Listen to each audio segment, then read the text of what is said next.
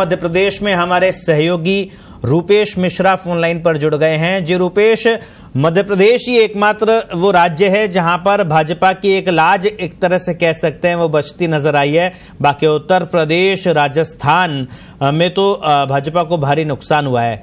क्या स्थिति अभी, ताजा अपडेट क्या है मध्य प्रदेश को लेकर? देखिए, निश्चित तौर पर यदि मध्य प्रदेश की बात की जाए तो भारतीय जनता पार्टी को यहाँ पर बड़ी जीत, प्रचंड जीत हासिल हुई है।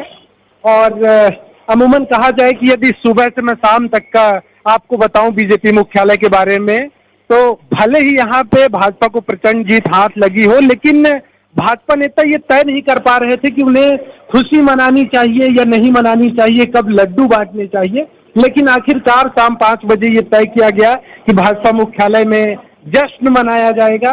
तमाम जो पार्टी के बड़े नेता हैं, मुख्यमंत्री डॉक्टर मोहन यादव ठीक अभी पहुंचे हैं। प्रदेश अध्यक्ष वी.डी. शर्मा की बात की जाए तो वो अपने क्षेत्र, जो उनका लोकसभा क्षेत्र है खजुराहो, वहां से वो थोड़ी देर पहले भाजपा कार्यालय पहुंचे हैं। यानी यहाँ पे भाजपा जश्न मना रही है।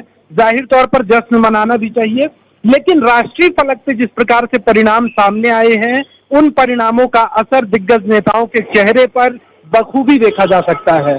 क्योंकि इन चुनावों का जो मतलब है वो सीधे तौर पे राष्ट्र से होता है और राष्ट्रीय फलक पर इसका असर पड़ता है। लिहाजा यहाँ पे खुशी जरूर मनाई जा रही है, लेकिन जो ओवरऑल नतीजे हैं उनको लेकर चिंतन और मंथन का दौर भी बदस्तूर जारी है। रूपेश, क्योंकि रुझानों के बाद में धीरे धीरे नतीजे आने भी शुरू हो गए हैं। फिलहाल मध्य प्रदेश की सभी सीटों पर आ गए हैं परिणाम? देखिए, लगभग मध्य प्रदेश की सभी सीटों पर परिणाम आ चुके हैं और यहाँ पे विदिशा से जो पूर्व मुख्यमंत्री हैं शिवराज सिंह चौहान, उन्होंने बड़ी लीड ली है। इंदौर की बात की जाए तो इंदौर से शंकर लाल लालवानी हैं, जिन्होंने तकरीबन 10 लाख से बड़ी मार्जिन से चुनाव जीता है। यद्यपि वहां का मैदान पूरा साफ था, कांग्रेस पार्टी के जो वहां पे प्रत्याशी थे उन्होंने इन वक्त अपना पर्चा वापस ले लिया। क्या मध्य प्रदेश में भाजपा क्लीन स्वीप करती नजर आ रही है? जी, निश्चित तौर पर जिस प्रकार से अभी परिणाम सामने आ गए हैं, उससे ये कहा जा सकता है कि भाजपा यहाँ पर क्लीन स्वीप करेगी। यदि आंकड़ों की बात की जाए तो 2-4 हजार ऊपर नीचे हो सकते हैं, लेकिन 29 की 29 सीटों पर भाजपा के सांसद हैं। जी रूपेश, सबसे बड़ा जो परिणाम यहाँ देख रहे हैं, मध्य प्रदेश में कांग्रेस के बड़े नेता कमलनाथ के बेटे नकुलनाथ इस बार चुनाव मैदान में वो हार का सामना करना पड़ा, जबकि पिछले 2 चुनाव में मोदी लहर के बावजूद वो जीतते नजर आ रहे थे। क्या वजह इसके पीछे आप मानते हैं? देखिए, यदि कमलनाथ की बात की जाए तो निश्चित तौर पर वो एक उनका अवैध गढ़ कहा जाता था और माना जा रहा था कि कितने भी विषम परिस्थिति आ जाएगी लेकिन कमलनाथ अपना गढ़ बचा लेंगे।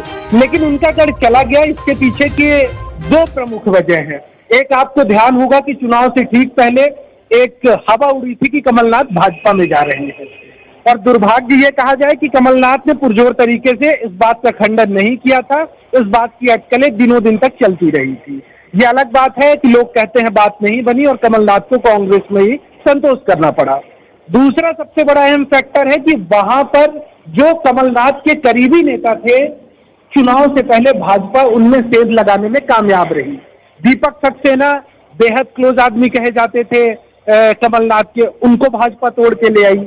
अमरवाड़ा से विधायक हैं विजय शाह, उसको भाजपा तोड़ कर ले आती है। इसी के साथ साथ जो छिंदवाड़ा से सबसे यूथ मेयर थे विक्रम महाके, उनको तोड़ कर ले आती है। यानी कमलनाथ के जितने करीबी थे, बारी बारी से उनको भाजपा वहां से स्ट्रेटजी बनाकर वापस लाती है। लिहाजा इससे कमलनाथ कमजोर हुए और परिणाम आज सबके सामने है। जी, तो क्या लगता है मध्य प्रदेश में शिवराज सिंह की भी बात करना जरूरी है? शिवराज सिंह मध्य प्रदेश में 3 बार मुख्यमंत्री, माफ कीजिएगा 4 बार मुख्यमंत्री वो रहे।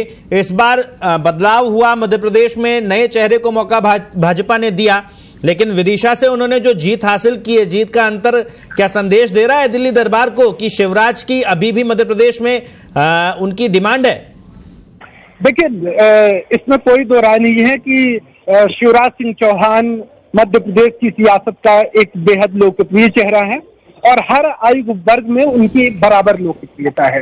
लेकिन मैं आपको बता दूं कि जब लोकसभा चुनाव का प्रचार का दौर चल रहा था, तब पीएम मोदी यहाँ पर आए थे और उन्होंने कहा था स्पष्ट तौर पर एक सभा में कि शिवराज सिंह की अब जरूरत दिल्ली में है, केंद्र में है, अब मैं उन्हें अपने साथ लेके जाऊंगा। यानी एक बात तो देखिए तय है कि उन्हें केंद्र में जाना है, केंद्र में ही उनकी भूमिका रहेगी। लेकिन जिस प्रकार से लोकसभा चुनाव के जो परिणाम सामने आए, विधानसभा चुनाव में उनके नेतृत्व में पार्टी ने जो प्रदर्शन किया, उससे यह कहा जा सकता है कि जो केंद्र में उनका पद होने वाला है, जो केंद्र में उनका जो प्रभाव होने वाला है, वो भारी भरकम रहने वाला है। जी, तो अब क्या लगता है, क्योंकि मध्य प्रदेश ने क्लीन स्वीप किया है, मंत्रिमंडल में भी उसका असर देखने को मिलेगा, क्योंकि कई बड़े नेता हैं जो इस रेस में हैं। देखिए, निश्चित तौर पर हिंदी भाषी प्रदेश है, बड़ा प्रदेश है, एक साथ आपको 29 सीटों की माला पहनाता है, तो उसका ध्यान तो रखना होगा।